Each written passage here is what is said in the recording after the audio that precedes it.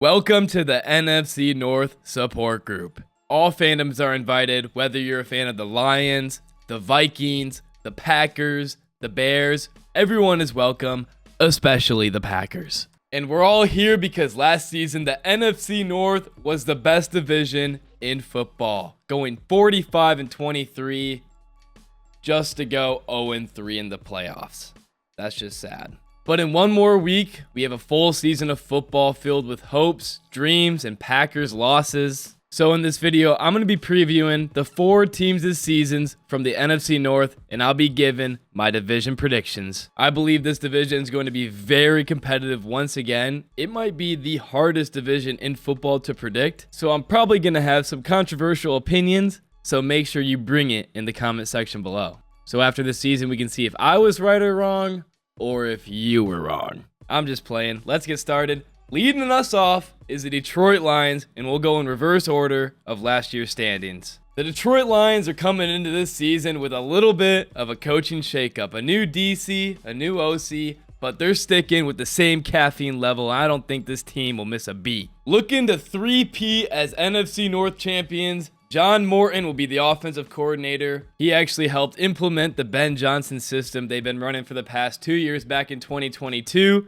So he's familiar with the staff, the team. I think his system will be just as good, if not better, and more simpler than Ben Johnson's. And maybe simpler just means I don't want to see J-Mo throwing passes in the playoffs. You can see statistically the Lions were up there in every single category offensively. They broke tons of records, and the only changes for the offense this season is the retirement of Frank Ragnow center. It's really sad to see him go. He was a big leader, the backbone of that offense for years. Probably the only good thing to come out of the Patricia Bob Quinn era of hell. So with experienced lineman Graham Glasgow moving over to center, we'll see how that pans out. It's never good for your team to have a brand new center. Always poses risk. And then there's the emergence of wide receiver Isaac Tesla. He's going to be joining Jameson Williams and Amon-Ra St. Brown, Sam LaPorta, Jahmyr Gibbs, David Montgomery. And now that Brad Holmes and Dan Campbell have a little bit more confidence that they hit on their pick after watching him during the preseason, Tim Patrick today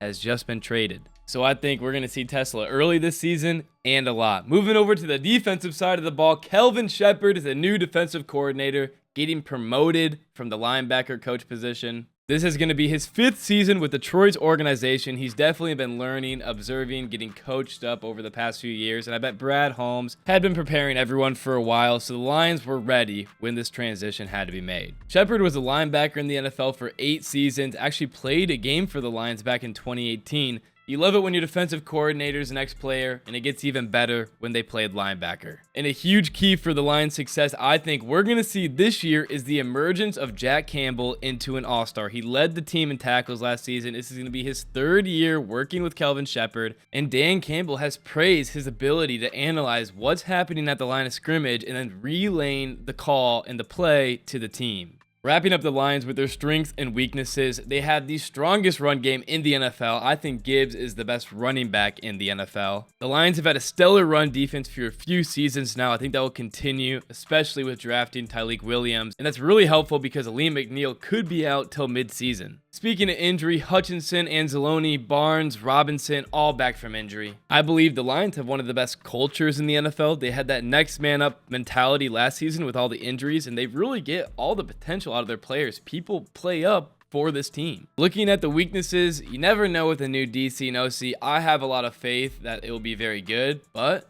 there's always risk there. Mobile quarterbacks, the Lions always struggle against mobile quarterbacks, especially when Hutchinson was out. Kindle Vildor is gone.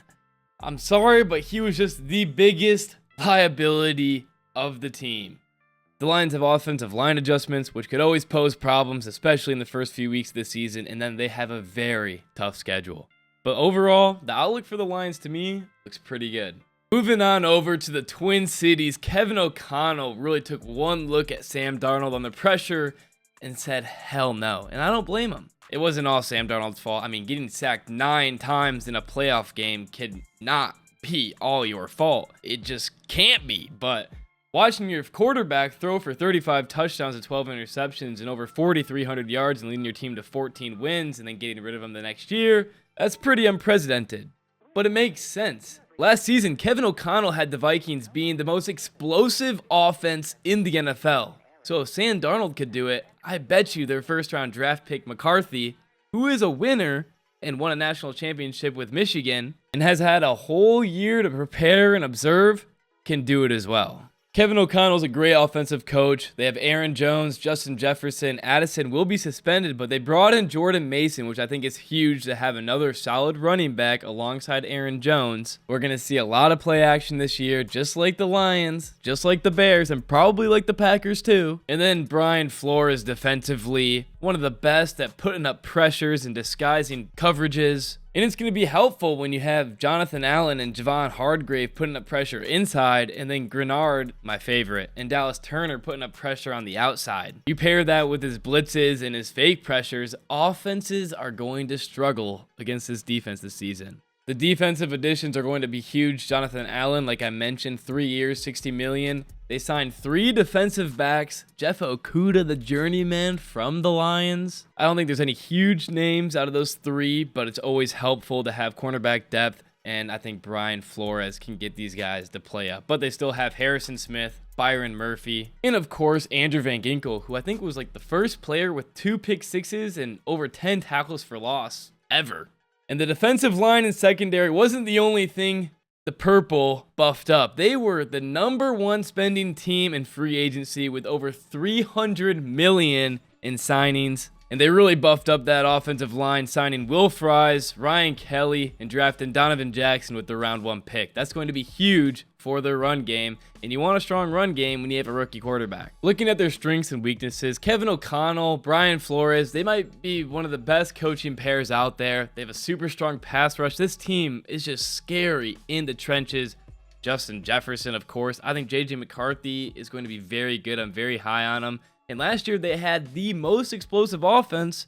I don't see why they won't repeat with all their offensive weapons, T.J. Hawkinson, Aaron Jones. I could see that easily happening again this year. It seems like the Vikings are just going all in, spending that much on free agency. The only worry is their offensive line's health and settling in, because there's going to be new pieces out there. Might take a few weeks for them all to start working cohesively. And the fact that over the past few years, a lot of those new players have dealt with a lot of injuries. Overall, the outlook for the Vikings looks incredible. A lot is riding on J.J. McCarthy. If he's not very good his first few weeks, I would say just give him as long as you possibly can. If the Vikings can, give him the whole year to see how he plays. There's no point on moving on from your 4,335 touchdown passer and then not giving J.J. McCarthy at least a full season to see how good he is. And this team really has the answer against every divisional opponent, with the Lions bringing that interior heat and the pressure as Flores does, blitzing every single play. That's Goff's weakness, up the middle. With the Bears, that fake pressure, that disguise is going to make Caleb Williams get the ball out fast and just dump it off. And then with the Packers, Josh Jacobs is their best player, and if they can't run the ball against his good run defense, they're screwed. And I mean, that's just at a high level. It's not that simple, but sometimes it really is. Moving on to the Packers.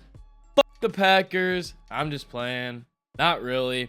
The best thing for their team right off the bat, their draft of Matthew Golden, the round 1 wide receiver. He's going to be a game changer for him, especially paired with Jaden Reed and Romeo Doubs. The Packers have so many great wide receivers, just none of them can hang on to the football, as they led the league in drops last year. At least they have reliable Tucker Kraft. And no one in their room was a true wide receiver 1, like an Amon-Ra St. Brown, Keenan Allen, Justin Jefferson. I love Jaden Reed. I still think he's great, especially with the deep ball and going up and getting it. But he wasn't there on a slant or an out route every single play. The Packers are also going to go into this season as a rushing offense once again. Last year was the first offense that Matt LaFleur has had in his career that ran more than pass. And it makes sense. They got Josh Jacobs.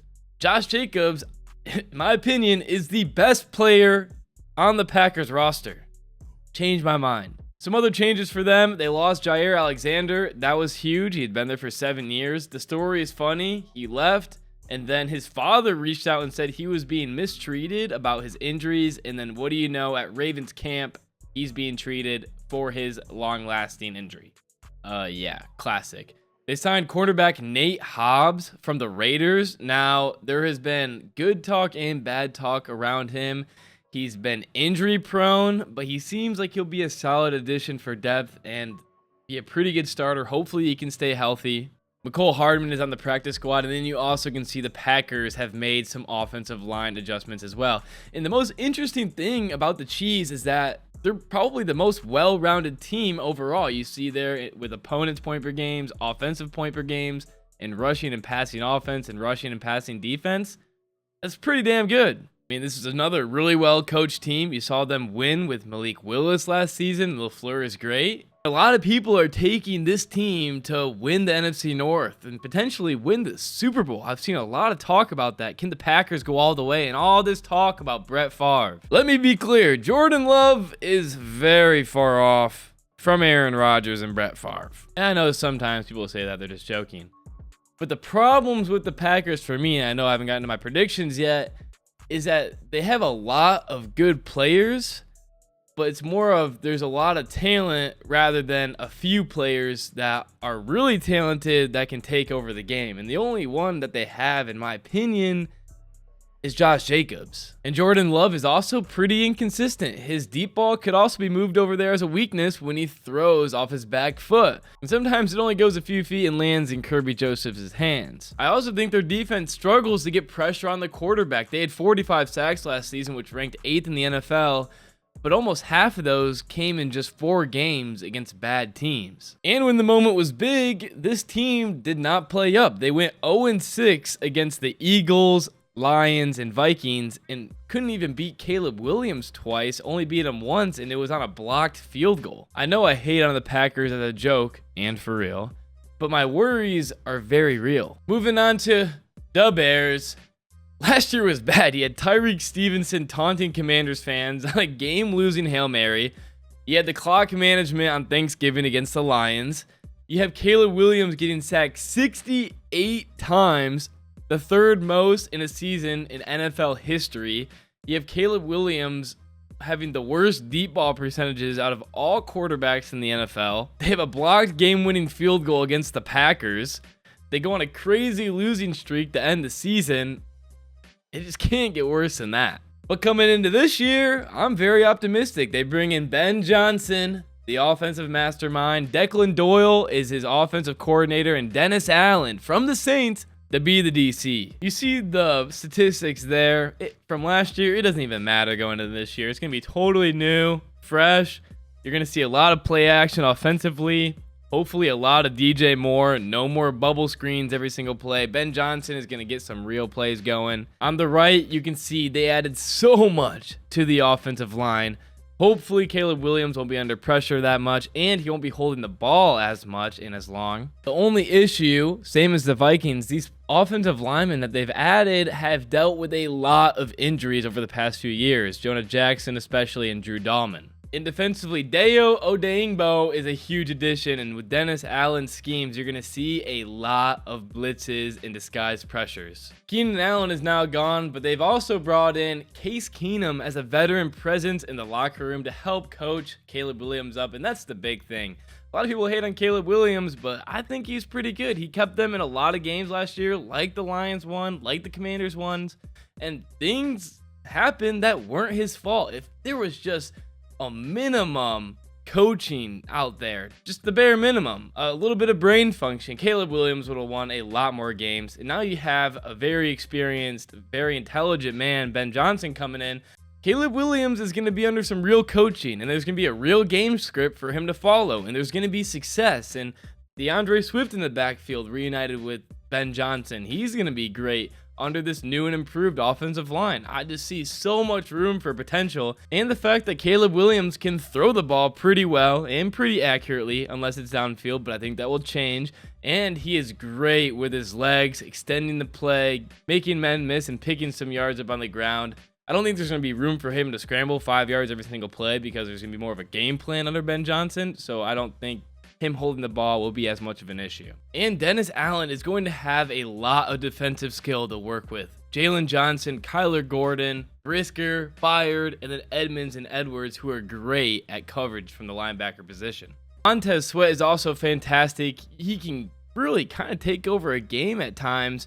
You'd like to see a little bit more out of him, but I think Dennis Allen will definitely scheme to that. And really get the most out of everyone here on the defense. And their draft leveling the tight end, Ben Johnson's going to have a field day with. It's going to be huge for blocking for Caleb Williams and for Swift in the run game. And you know how much Ben Johnson used Sam LaPorta, Brock Wright over in Detroit. Loveland is going to be a huge piece of the offense. He's going to allow the Bears to line up with Kmet and Loveland in 12 personnel, and Loveland to check block, sneak over the middle, sneak out to the left. He's going to be a wild card.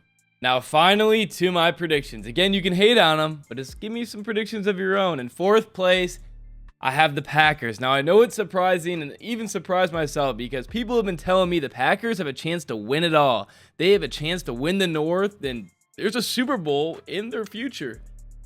Now, I'm not sold on that. I don't think Jordan Love is the next coming to Brett Favre. I don't think there's any chance the Packers go to the Super Bowl. If that comes back to bite me in the butt, then so be it. Because then I will be absolutely blown away. I just don't think the Packers are a winning football team, and I like all other three rosters more and all other three coaches more. Matt LaFleur had a 2-3 record in the playoffs with Aaron Rodgers. He lost to the Lions in Week 18 at home with Aaron Rodgers and couldn't go to the playoffs. Jordan Love didn't clutch up against the 49ers and threw an interception, and then they were terrible last year in the playoffs. And then in other big games, 0-6 last year against the Vikings, Eagles, and Lions, and then 1-1 with the Bears, and it was on a game-winning blocked field goal. There's definitely talent, and they have the potential to be really good. I just don't see it happening. What would change now rather than the last 4 years?